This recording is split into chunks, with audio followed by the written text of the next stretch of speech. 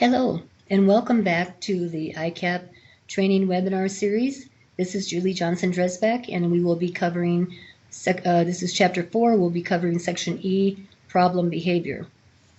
We would like you to refer to the ICAP Guidelines and the other resources where you can, the link is on the slide here, or you can go to our Developmental Disabilities homepage and under Resources, Provider Resources, they will be found there under Inventory for Client and Agency Planning. We hope that you've enjoyed the chapters so far. Okay, so in this chapter we're going to talk about problem behaviors, and what we really need to decide before we start documenting anything on the ICAP is, does the person have a problem behavior that should be marked on the ICAP? And we determine that by our response to it. So a problem behavior requires the attention of others in the person's environment because it has to be stopped or minimized or redirected somehow. And you feel compelled to do that either through your direction from the plan that the person's utilizing, or it could be just common structure the person needs. But problem behavior interferes with the person's everyday activities, and we need to stop it or minimize and redirect it. That's when we decide whether it should be on the ICAP or not.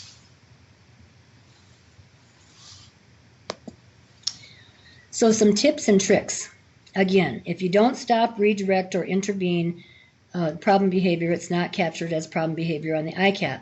If no one's addressing the problem, no one's doing anything about it, then we're not going to put it on the ICAP. And, I think that this can be explained by, just thinking in your head what, some of the people that you've worked with. And, sometimes people display behaviors, us included, that,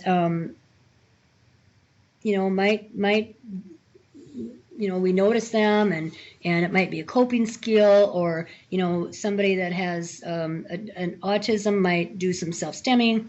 But if nobody's doing anything about it that is acceptable, it's not interfering with their activities, we're not going to write it down here in the problem behavior section of the ICAP.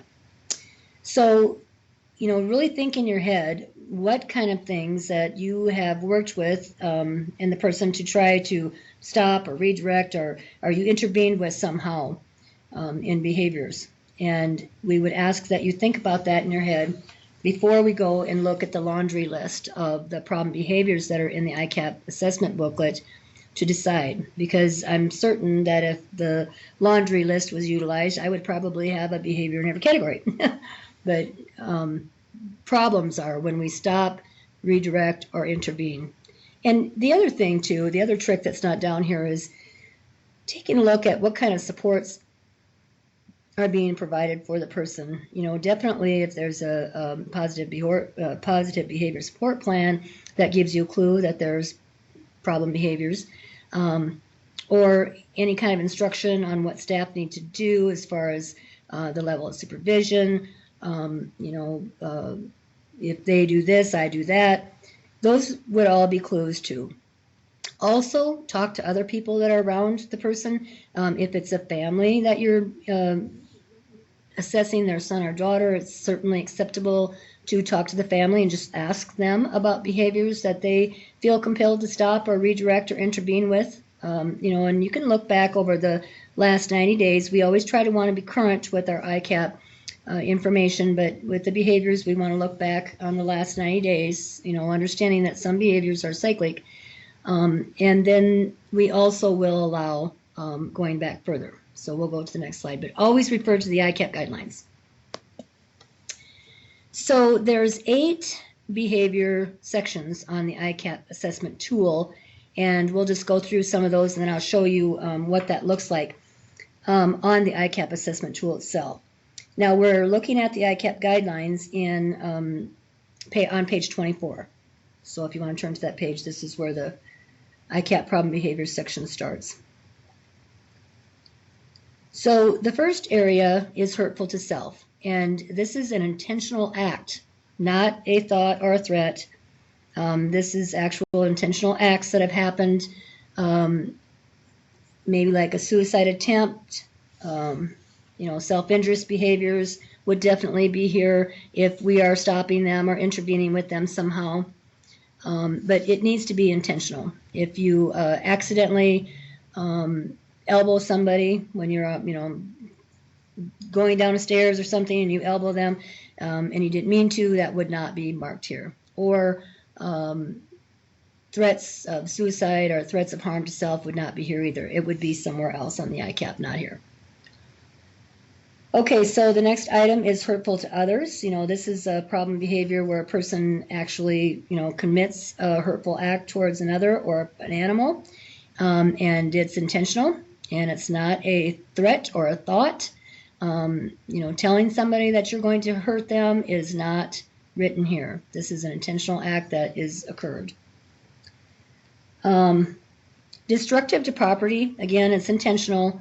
Not thoughts or threats. You can't, we don't want to see here if someone says, I'm going to break this, or, we don't want threats included in the count of frequency for destructive to property. We only want the times that property was actually destroyed. And again, it needs to be intentional. And I'll give you an example where we wouldn't want to see it on here is if someone just started using an electric wheelchair and they were not real savvy with the use, and they were learning the skills that it needs to take to drive one of those, and they go a little too fast and they run into the wall and the sheetrock is broken. There's a break in the sheetrock. That would not be counted as a intentional destructive property because it was an accident. The next category is disruptive behavior, and this would be the behavior that interferes with the activities of others or limits the person's opportunities to participate in activities. What I'm thinking here is people that, interrupt a lot, and you need to tell them to just a minute, just wait a minute, just wait till this person's done talking, or someone who is loud and is attracting the attention of others, that definitely interferes with the activities of themselves and other people. The next category of problem behavior is unusual or repetitive habits, and this involves the problem behavior that's stereotypical and it's excessive and repetitive and does interfere with the person's activities.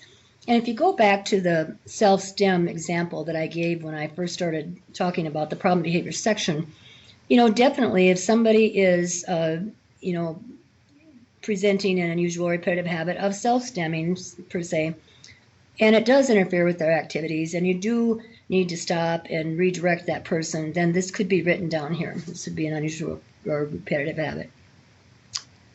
The next category, socially offensive behaviors, is behavior that's offensive to the majority of other people. This is your behaviors that are like, boundary related, person's getting too close, they're calling too much, they're socially having some problems being able to maintain social standards. The next category is withdrawal or inattentive behavior, and this is behavior that we see a lot of times when people have a mental health diagnosis. Say, for example, they don't want to come out of their room, they're staying away from people. What we don't want to see here is persons that have low adaptive skills being documented as problem behavior in this area. Because they don't have the adaptive skills to show interest in activities, or the activity that you're presenting is not a desired activity. So we wouldn't want to put that here. We're wanting to put here problem behavior that we feel compelled to stop or redirect or intervene with. And a lot of times with withdrawal or inattentive behavior, that might mean, that response might mean collecting data, reporting to the psychiatrist, trying to present new things to the person that they've not participated in before to gauge interest. But for sure, we want to make sure that we're documenting this with taking into consideration adaptive behavior. Uncooperative behavior is behavior that is, person's being stubborn or contrary, or they have a difficulty in following rules or working with other people. They might have, a lot of problems with accepting directives or their medical treatment plans, and they refuse to follow those areas. What we don't want to put here is refusing to obey. We are not the rulers, and so, we really want to work cooperatively with people and help them work cooperatively with us. There are societal standards that we all have to maintain to live in society, and that would include breaking laws. And so if a person has problems with following the law, then certainly you could write that here. All right, I'm going to show you what these look like on the ICAP itself, the ICAP assessment tools. You can see there's the 4 categories on the first page. They have the laundry list. They're asking you to describe the primary problem, and what we want here is a very specific description of that problem. And then the frequency and the severity are documented that are related to that problem in that category. And again, we want to make sure that the problem behavior that's documented fits the category, but not by looking at the laundry list. All right, here is the second page. This is the other 4 behavioral categories on the ICAP assessment tool. Again, you can see where it's got to have the primary problem, frequency, severity. There is a comment box under each one, and feel free to write comments in there. It's something that you might want to write down. An example would be in category 7, withdrawal or inattentive behavior. If it is behavior that's cyclic in nature, certainly you can write that down in the comment box. This behavior is cyclic. It occurs, every 3 months or every 6 weeks or whatever.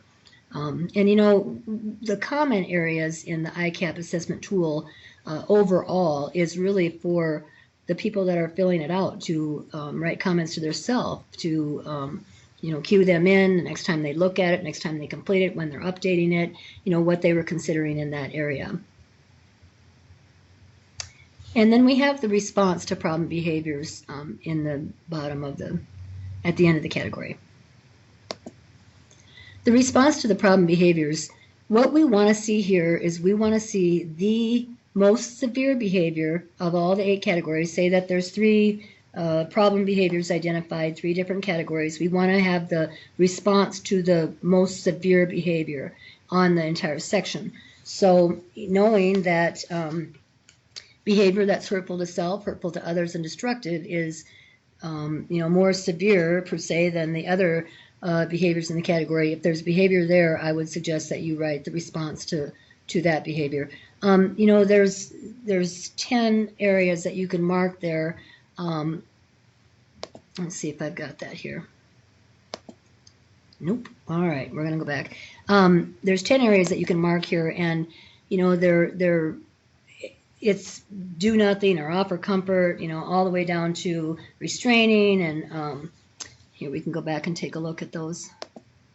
No problem, do nothing or offer comfort, ask client to stop, reason with him or her, purposely ignore, ask client to amend or correct the situation. Again, we don't really call clients anymore. This is an old tool, don't forget.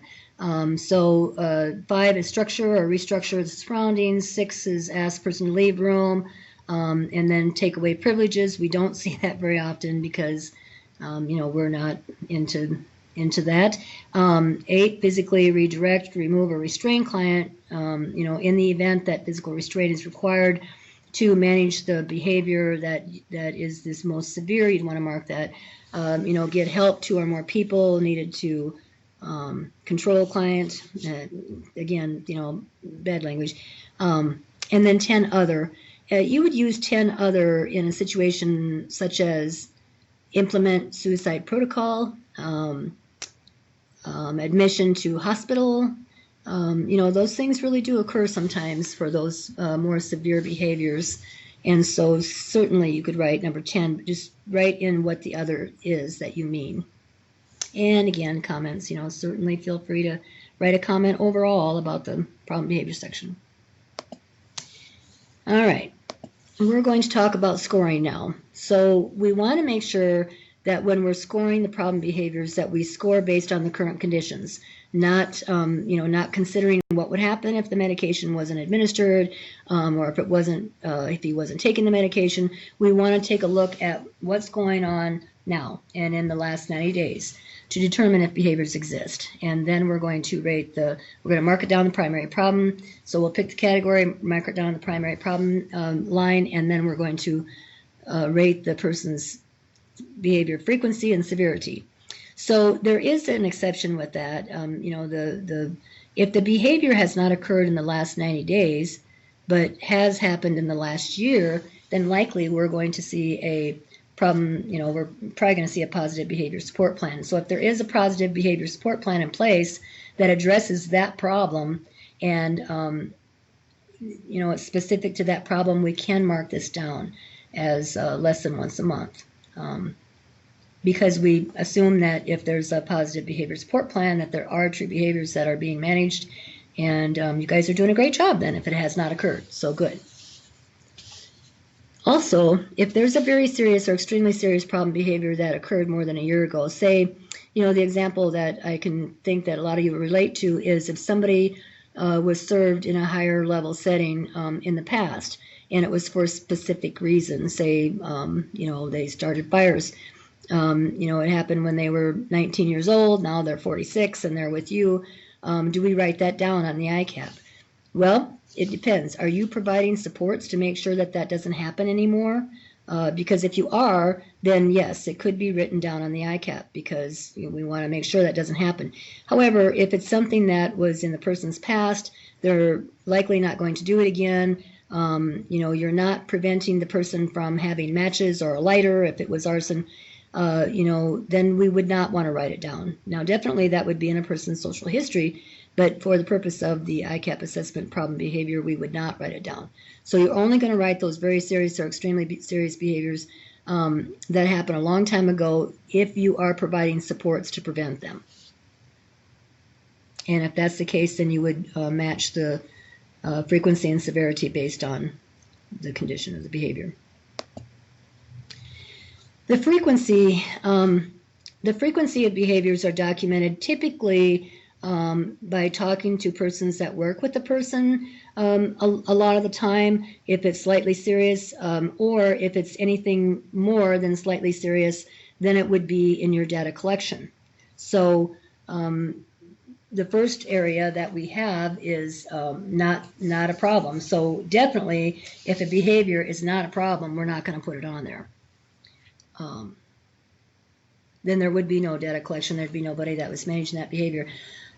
So it's certainly a lot worse if someone it has a really high frequency behavior in a say like the first three categories. If it's a very high frequency, that would be concerning. We would expect to have some means in place that are happening to prevent that.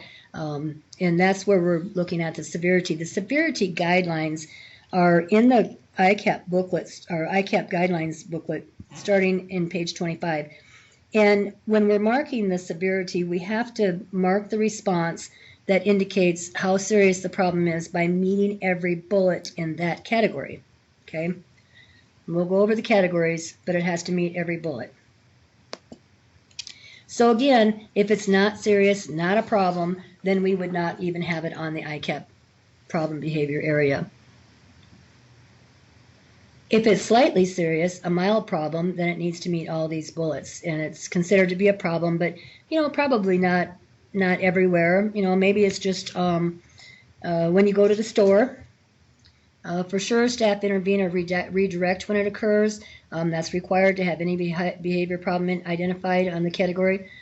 And the behavior is addressed by an informal intervention, which might mean, that it's common knowledge, common sense that what you're doing to redirect the person, and they easily are redirected. It's not anything that you have to worry it's going to escalate into anything. An example here would be, the person that I'm working with tends to be a little bit disruptive, and so before we go into the library or a movie theater, I may have to, remind him and direct him to, or her, to keep their voice down, use their inside voice. Certainly if you walk into the environment and they're loud and you see that it's getting attention of others, you're going to, direct them to keep their voice into the inside mode, and they do, and that would be slightly serious. Now, the way that we gather the frequency on this, on a slightly serious behavior, because there isn't data collection required, we ask around again, ask the people that work with them often, how often do you have to redirect or intervene with this? And a lot of times what we find out is that, behaviors come and go, that, really the person will say, I've not really managed anything with that, I've not even seen that behavior in the last year. So then we definitely want to not include it on the ICAP as we resubmit it again for the purpose of the rotation or annual update or significant change. So again, we just want to be current and effective in what we're writing down here. It's got to meet all the bullets. So then we get into the moderately serious category 2, where it's a moderate problem. So then we see here that the behavior is a problem in more than one environment. In fact, it could happen anywhere. Staff intervene or redirect when it occurs, for sure. But now we're addressing this with the written procedures. So there's somewhere that instructs staff, when this happens, this is what you do. When this occurs, we do this. This is how we respond. Make sure you redirect. Just stuff that's written in the ISP plan. Doesn't need to be a goal, but it should be in the ISP plan that it's being addressed. And behavior is documented. Whether that's documented by a GER, whether it's documented by baseline data collection, whether it's documented in a T-log or a case note, the behavior is documented somewhere when it occurs. And therefore, you're able to get the frequency. Now we're getting into the very serious and severe problem behaviors. This is behaviors that has a positive support plan that goes with it, that's been approved by the behavior committee, and there could be that there's rights restrictions or some other purpose of going through the Human Rights Committee and being approved, the plan, and in the plans there's written records of the behavior that indicates frequency and severity, and pretty specific about what you're trying to reduce and redirect and intervene with. So that's one bullet. And then the frequency is reduced only with constant vigilance in a highly structured environment. Now, what the PowerPoint didn't do in the description of this is that it didn't indent the next two bullets. So the next two bullets are actually under the frequency reduced, and it's an example. So a person who's independently accessing the community, who's going all over town without a staff person, and they have alone time and they can do whatever they want, and nobody's going to worry about it, they're not somebody who would have a very serious problem behavior, because we know that that is not responsible. And so definitely someone who is going out in the community all alone, and they wouldn't meet this bullet.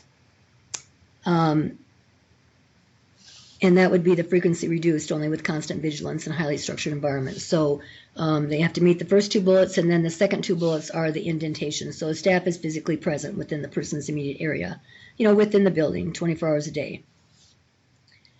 Okay, so we've gone through the behavior support plan, positive behavior support plan, the frequency reduced only with constant vigilance. The next bullet is it's difficult for a staff person to control when it occurs. And then the next three bullets are actually in the sub-bullets. So what does it mean, difficult for a single staff person to control? Well, if physical restraint is required or a second staff person is required, then the behavior is difficult for a single staff person to control. Now, it doesn't mean that we have to have two people to do a restraint. It's not that necessarily, although that would be one. But the other thing to consider here is that if a behavior is occurring that a staff has to be present and work one-on-one with the person to de-escalate that, well, then maybe another staff person needs to be in the immediate area to redirect the other people that are around that person so that they aren't hurt or they're not feeding off of that behavior. So I need one person to manage this person's escalating behavior, and I need another staff person to assure that people are safe. So that would definitely fall under the second staff person required when it occurs. The other sub-indent in this bullet is if the behavior cannot be easily redirected and the result is harmful to self, harmful to others, involvement in legal system, requiring the mental health hospitalization, then that is difficult for a single staff to control. It's just kind of what I just described there, but in addition. And then the other sub-bullet of the third bullet is if the behavior can be easily redirected, then it is not difficult for a staff person to control. So if a person is given a direction and they follow the direction and the behavior stops, then it's not going to meet very serious or severe problems. So let's go over these again. So the behavior support plan requirements, or the positive behavior support plan requirements approved by the intervention committee and or the human rights committee, which means that there could be restrictions in place, and the plan documents the behavior frequency and severity, then that's one bullet. The next bullet is the frequency reduced with the constant vigilance in the highly structured environment. And the third bullet that must be met here is that it's difficult for a single staff person to control when it occurs. So there's 3 bullets that need to be met here, and the rest are descriptive under the bullet. So now we're getting into the extremely serious critical problem behaviors, and thank goodness, we don't see many of these at all. But if we do have a person that has extremely serious or critical problem behavior, we know that that behavior is a grave and immediate threat to the life of self or others, and we have to immediately intervene to prevent that from happening. And that would include the behavior that we talked about earlier, that we can go back years and write down, the criminal charges, arson, assault, murder, rape, molestation, in the event that you're providing the rest of the bullets that are under this area. Because that could be long ago behavior, and it's not so hard to manage now, but it could be new behavior, and definitely, this would meet this bullet.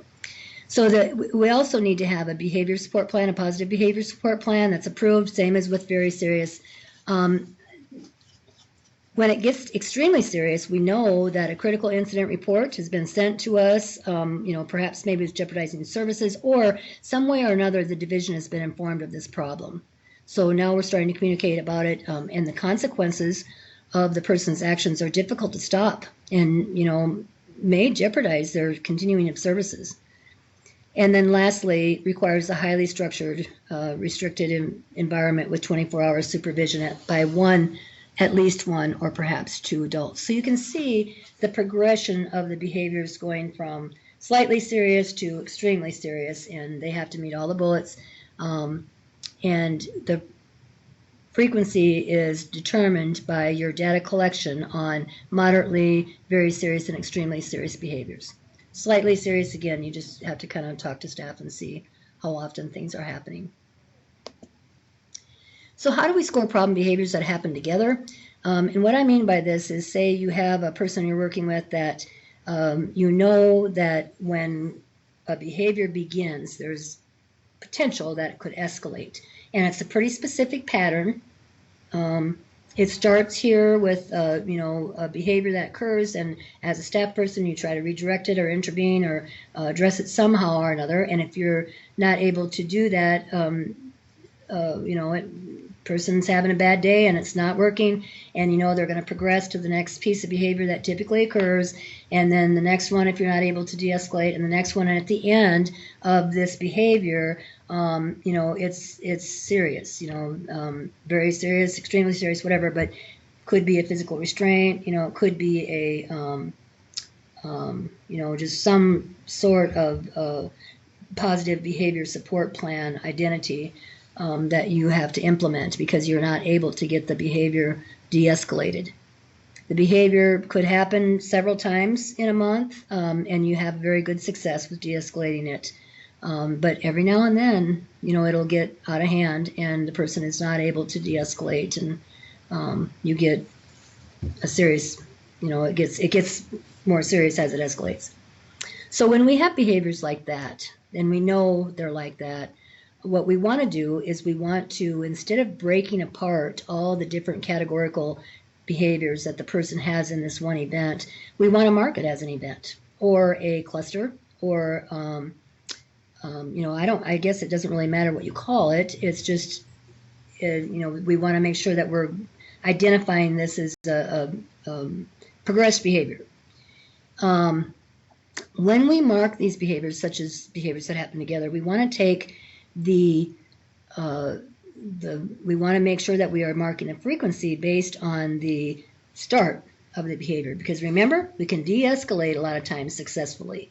So the behavior could be happening a lot of times in a month, and it requires a lot of attention from staff to get in there and de-escalate right away so that it doesn't become a serious problem in the de-escalation process. So when we're going to mark our frequency to indicate how often staff have to manage this behavior, we're going to mark our frequency based on that initiation of where it starts, whether we've de-escalated or not, because that'll give us a cue on how often this occurs where the staff have to get in there. And then the severity of the behavior is going to be based on the most severe piece of the behavior as it is escalated. So as we go through, the initiation of the behavior and the escalation process, where it has ended in the past, that's the severity that we're going to base it on. So in order to manage the most severe part of this behavior, we might need the positive behavior support plan and the other bullets that meet the criteria for very serious. And we might document it each time it occurs. We might have specific supports that need to be put into place as it occurs to de-escalate. So then for sure we're going to look at the severity category in the ICAP guidelines, and we're going to determine what the severity is based on the most severe piece of that behavior as it occurred together as one. And that prevents it from being all split up. And, it gets kind of confusing when it's all split up, because also, a lot of times we have the same behavior that might be isolated. So an example I would give is we've got a behavior that starts, with a redirection or a request to do something. The person escalates into aggressive behavior in that event. Sometimes, if you're not able to de-escalate, would not be the same thing as if a person is walking down the hall and you're pass cross and they hit you in the nose. That would be categorized in another category, probably hurtful to others, as its own behavior. That would not be in this behavior event that occurs together. These behavior events that occur together are progressive behaviors that very predictable. So how would we write that down? Here's an example, and we are writing this one down in the uncooperative behavior because the person is refusing some sort of a directive. This is identified in the primary problem as a cluster, which again, I invite you to write it down in whatever you want to call it, an event, a combination, a cluster. But what is important here is that, in parentheses, we have the escalating process of that behavior. So the refusals are the first initiation of it, and then it progresses from that to yelling, probably disruptive behavior, to swearing, could be socially offensive behavior, to breaking things, destroying behavior, to hitting others, hurtful to other behavior. So you can see there's a lot of categorical behaviors in this cluster. Again, so we want them written down in the progression that they occur typically, and then we're going to take the frequency based on how often the refusals occur, whether they escalated or not. So with this person, what we're seeing is that 1 to 6 times a week, this person has problem behaviors with being uncooperative and refusing directives. And the severity is based on the most severe part of the cluster behavior, which we can see, breaking things and hitting others is pretty, that's when you were getting into the severe behaviors. So there is a behavior support plan, a positive behavior support plan for addressing the physical aggression and being hurtful to others, and it meets all the other bullets. The person is not independent in the community. They require staff presence so that they can stop the behavior if it occurs, and it could be difficult for a single staff person to control when it gets that far in the escalation process. So the end of this behavior meets very serious critical problem behavior, or serious behavior, very serious behavior. And we're marking it down when it just occurs as a refusal, so we've got a pretty high frequency behavior that's happening weekly. I think that, the intent behind this is so that we can address how often staff are required to provide those interventions to prevent the escalation process and from breaking it up. And we've looked at the breakup pattern, and it's just not, descriptive of the person and their needs. You certainly could take this same behavior, this cluster behavior, and document this under hurtful to others if that's how you choose to do it.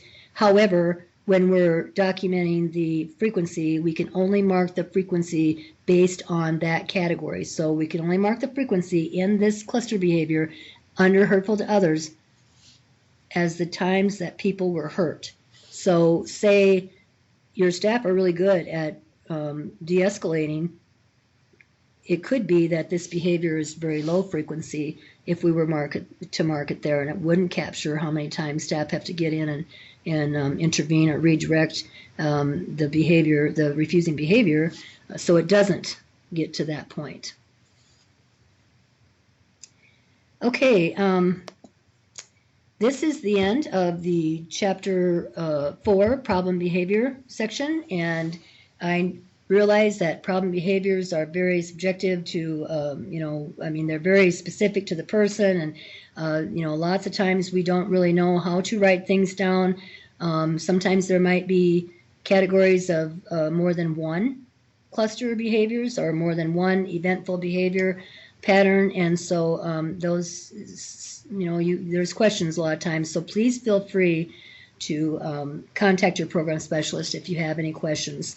Definitely look at the resources that we have available. The guidelines is a great tool for this area. And then also, you can look at the frequently asked questions or the quick reference sheet. But certainly, if you continue to have questions after that, please contact your program specialist. I hope that you will continue on to Chapter 5 and 6, and that this webinar training series has been beneficial for your learning, the ICAP. Thank you.